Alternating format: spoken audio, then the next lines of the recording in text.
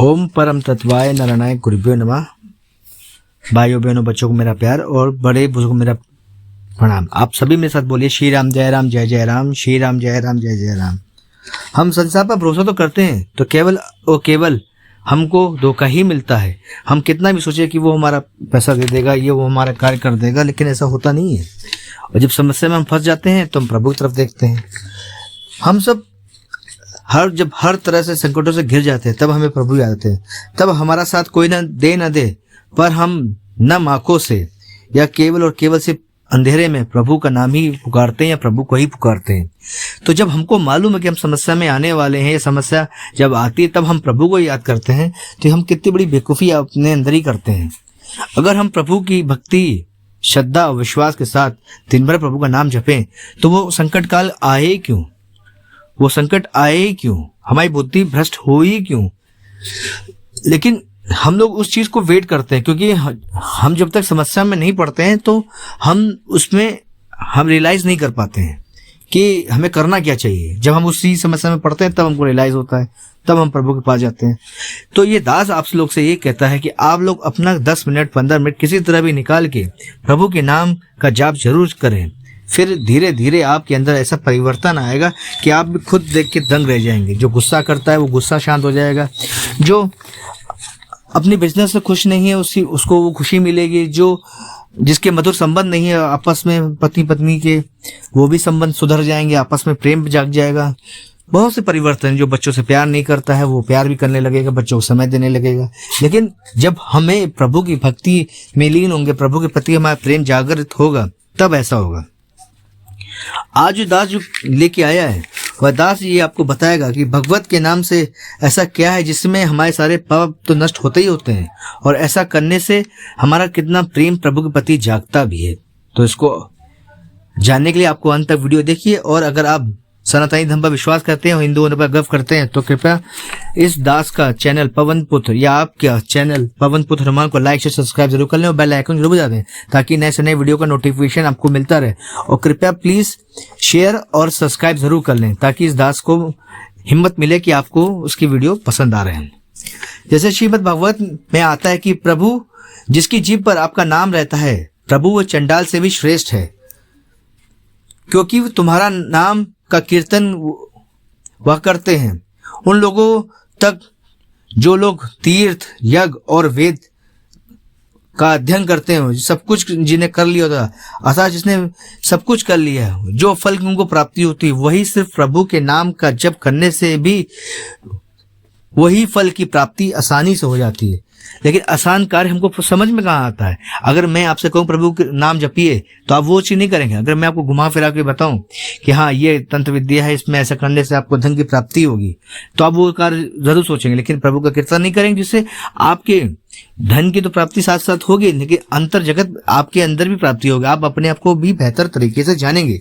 जैसे नाम जप से तप पूजा मंत्र जाप गुप्तार्थ गिरतार्थ हो जाते हैं। श्रीमद् भागवत में आता है कि विद्वानों ने अपने अनुभवों से निश्चय किया है कि भगवान का गुण कीर्तन तप वेद अध्ययन उत्तम यज्ञ मंत्र ज्ञान और दान का अविनाशी फल है। समझिए आप कि इतना सब कुछ तप वेद अध्ययन उत्तम ज्ञान मंत्र ज्ञान और दान का जो अविनाशी फल जो हमको मिलता है, वो सिर्फ प्रभु का नाम जपने से ही हमको मिल जाता है। और प्रभु के नाम से ही हमें परम धाम की प्राप्ति भी आसानी से हो जाती है। लेकिन हम वो करें तो सब कुछ कीर्तन मूलक ही है, सब कुछ कीर्तन मूलक ही है।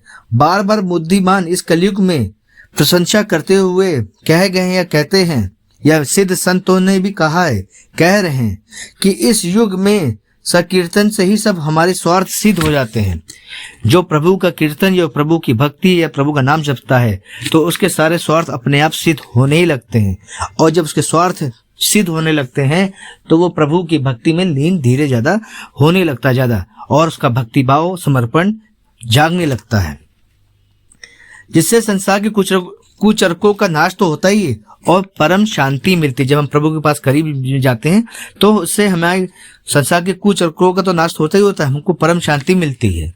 बुद्धिमान लोग कीर्तन प्रधान यज्ञ के द्वारा भगवान का भजन करते हैं। सतयुग में भगवान का ध्यान, त्रेता में नाम जप करने से, दोपहर में प्रभु की पूजा करने से जो फल की प्राप्ति होती है, वही फल हमें कलयुग में प्रभु के नाम कीर्तन से प्राप्त हो जाता है। प्रभु की कितनी असीमित कृपा है हमारे ऊपर, कितनी असीम प्रभु ने हम पर दया दिखाई है कि आप समझिए कि सतयुग में जो हमें भगवान के ध्यान से होता था, जो त्रेता में हमको जप करने से होता था, और दोपहर में जो प्रभु की पूजा करने से होता था, वही फल हमको सिर्फ प्रभु के नाम लेने से सिर्फ कलयुग में प्राप्त हो जाता है। और बिना कुछ किए आप दिन भर काम कर रहे हैं, आप प्रभु का नाम लेते हैं, आपको याद आ गया, then also you can take your Prabhu name, that's no problem. आप आराम से प्रभु का नाम लें। आपने कोई गलत कहा, बोला तो प्रभु मुझे माफ कर दिए, श्री राम जय राम जय जय राम, याद आ गया श्री राम जय राम। लेकिन ऐसा हो नहीं पाता। आप प्रयत्न करिए, क्योंकि आपके अंदर जो गंदा मन है, जो विचलित मन है, जो आपको भटकाता है, वही आपको रोकता है। और उसको धीरे धीरे साफ करने में या प्रभु की भक्ति में जोड़ने के लिए आपको उससे फाइट करनी पड़ेगी, उससे परिश्रम करना पड़ेगा, तभी वो मोल्ड होके भगवान के प्रति जाएगा और प्रभु की भक्ति में अपने आप लीन होगा। कीर्तन ही भव सागर में बचाने वाला अति उत्तम साधन है। कीर्तन या प्रभु का नाम ही इस भव सागर में बचाने वाला है। भगवान के अनेकों नाम हैं, पर जिसके प्रति आपका प्रेम उभरता हो, जिसके प्रति आपकी श्रद्धा विश्वास उभरती हो, वही नाम जपें। जैसे राम जी, सीता जी और शिव शंभू, भोलेनाथ, माँ काली, भद्रकाली, माँ दुर्गे, जो भी नाम आपको लगता हो कि सभी नाम प्रभु के हैं और सभी नामों में प्रभु हैं, उनकी शक्ति है। लेकिन जब जपें तो श्रद्धा, भक्ति और समर्पण भाव से जरूर जपें। मोक्ष प्राप्त करने में बिल्कुल आसान साधन जो है वह श्रेष्ठ साधन और सुलभ साधन जो है वो भक्ति ही है। कितने भी पापी आप हो, कितने भी दुराचार आपने किया हो, लेकिन अगर मोक्ष प्राप्त करना है या मोक्ष आपको लग रहा है कि यार मैंने बहुत ज्यादा पाप किए हैं, कभी कभार आप सोचते भी होंगे यार हमने गलत कुछ किया है, तो अगर मोक्ष की प्राप्ति करनी है तो उससे सुलभ, इससे आसान, श्रेष्ठ साधन जो है कोई नहीं है, सिर्फ प्रभु की भक्ति या प्रभु का नाम जप। जो भगवान के नाम सुनकर उसमें लीन होकर नृत्य करते हैं, उनके चरण रस इस पृथ्वी को शीघ्र पवित्र कर देते हैं। देख लिए भगवान ने कितनी कृपा दी। भगवान का नाम सुनकर या कहकर नृत्य करते हैं, उनकी चरण से ही ये पृथ्वी पवित्र हो जाती है। जिनकी जीभ पर मंगल स्वरूप भगवान का नाम होता है, जिनकी जीभ पर मंगल स्वरूप का नाम होता है, उनके करोड़ों महापाप भी भस्म हो जाते हैं। जो लोग लाज लज्जा की परवाह न करते हुए प्रभु का भजन करते हैं, उच्च स्वर में गाते हैं और प्रभु का नाम जाप करते हैं और नृत्य करते रहते हैं, वो संसार को पवित्र कर देते हैं। जानकर या जाने जैसे भी भगवान का नाम निकल जाए, जानकर या ना जानकर जैसे भी प्रभु का नाम निकल जाए, वह नाम कीर्तन कितने प्रारूप के पापों को नष्ट कर देता है, ये तो कोई नहीं बता सकता।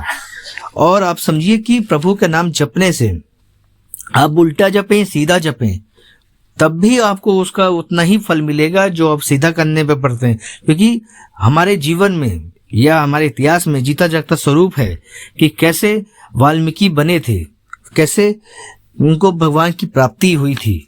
उल्टा या सीधा जाप करने से ही प्रभु की प्राप्ति हमें आसानी से हो जाती है, लेकिन हमें एफर्ट करना पड़ेगा। अश्रद्धा से किए गए होम, दान, तप निष्फल हो जाते हैं।